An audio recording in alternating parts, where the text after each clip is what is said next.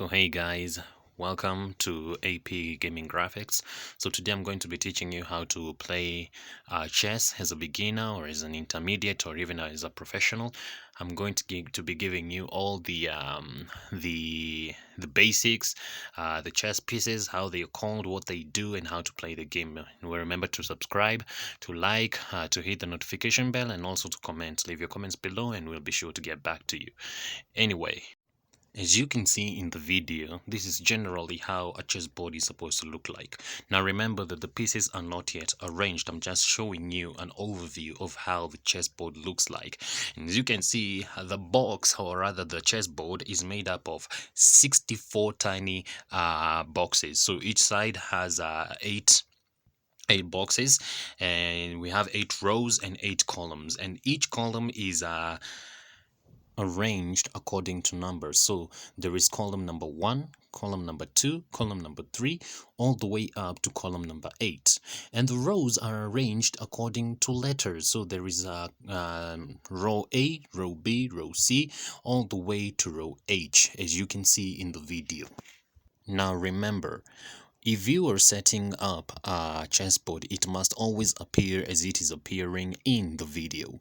The numbers must run vertically while the letters run horizontally. And that is generally how a chessboard looks like. Now if you look at the sides, you will see the pieces, and I am going to tell you what each piece is called and what it does in the chess game. And without any further ado, let's begin. So in our first piece, I am going to show you the pawn. So it appears generally as it is appearing on your screen.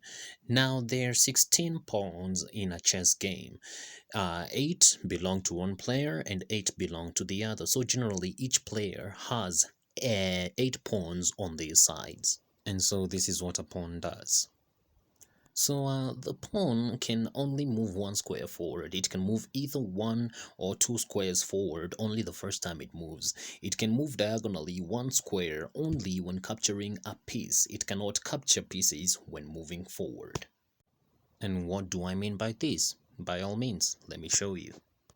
My piece is the one in white, and when I touch it, it shows me that I can move 2 squares ahead, but I choose to move 1 square ahead so that I can be able to capture the other piece diagonally, just like this. Exactly. Now remember, a pawn can only move forward, and for the first time, it can move 2 squares ahead. So it is up to you to choose whether you're going to move 1 square ahead or 2 squares ahead. After that, it can only move 1 square ahead at a time. Now remember, a pawn can never go backwards. It only moves forward. And with that said and done, let us go to our next piece. The Rook. Now this is a piece that most people love, and it looks generally as it appears on your screen, and this is what it does. So the Rook can only move vertically or horizontally. Only. Emphasis on only. It cannot reach squares past a piece blocking its path. And what do I mean by this? Let me show you. So as shown using the arrows in the video, the Rook can move only in straight lines vertically, just like this, and it can also move horizontally in straight lines, just like this. Exactly. Now remember, the Rook cannot go past a piece blocking its way, and it only moves vertically and horizontally in straight lines. Anyway, with that said and done, off to our next piece. The Knight. Now ladies, do not be fooled. As handsome as this horse may look, it is far worse deadly. Now what does it do? Let me show you. The knight can only move, or rather jump, directly to the indicated squares, but pieces on his path do not block him. And it uses the L rule. And what do I mean by this? Let me show you. When I tap on my knight, it shows me the boxes that you could jump to, and if you look inly, you will see that they all make an L. So these are the boxes that the knight can jump into. Now remember, pieces on its path do not block it, so this is a piece that you really do not want to lose. As the saying goes, hold on to your horses. And on to our next piece, the bishop. Now this is a piece that Rook lovers also love. and this is what he does. So he can only move diagonally, and he cannot reach squares past a piece blocking his path, just like the rook. So practically, what do I mean? As shown in the video, you can see through the arrows that the bishop can move diagonally, and using the highlighted boxes you can also see that he can move in either direction provided it's diagonally. That's all there is to know about the bishop. So he and the rook are not so different, only that the rook moves vertically and horizontally while the bishop moves diagonally. And on to our next piece, the queen. Now I must warn you, this is a piece that must not be overlooked. It might look beautiful, but I tell you, she is a heartless monster. How, you may ask? The queen can move in any direction, but she cannot reach squares past a piece blocking her path. So I don't know if you get me, but the queen is the combined power of the rook and the bishop. So generally, she can move vertically, horizontally, diagonally, provided there is no piece blocking her path. So get me right, she is a piece that you ought to be very careful of and you don't want to lose. Saying that, off to our next and last piece, the king. Now this is a piece that holds the key to winning or losing the game. How? You win in chess when you capture the opponent's king, but the game ends before the king is actually captured, when the opponent cannot avoid having their king captured the next time they move. Checkmate. You can move your pieces to any squares within their reach. If you move a piece to a square occupied by an opponent piece, the opponent piece is captured.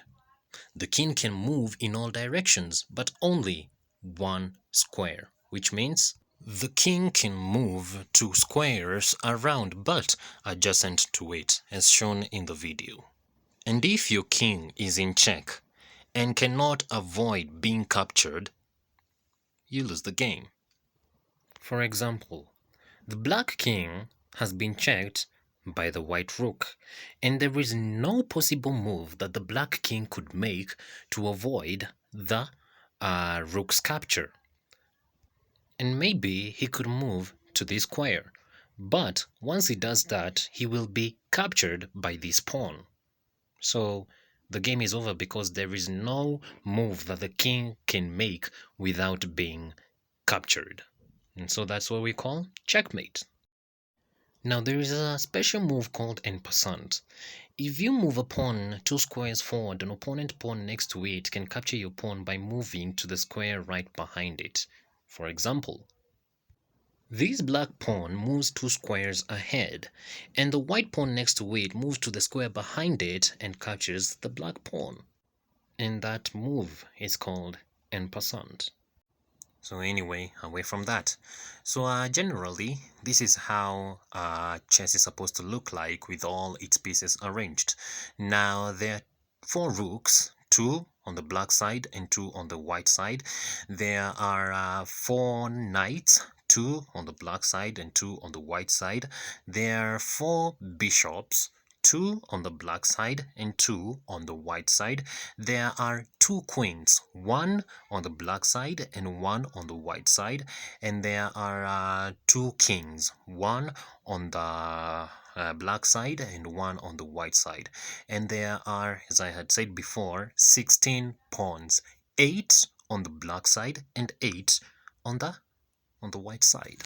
And that is how the pieces are arranged on the chessboard. Now remember, while arranging them, the letters must always be horizontal and the numbers must always be vertical. And I believe that is all there is to know about the chessboard and how to arrange the pieces.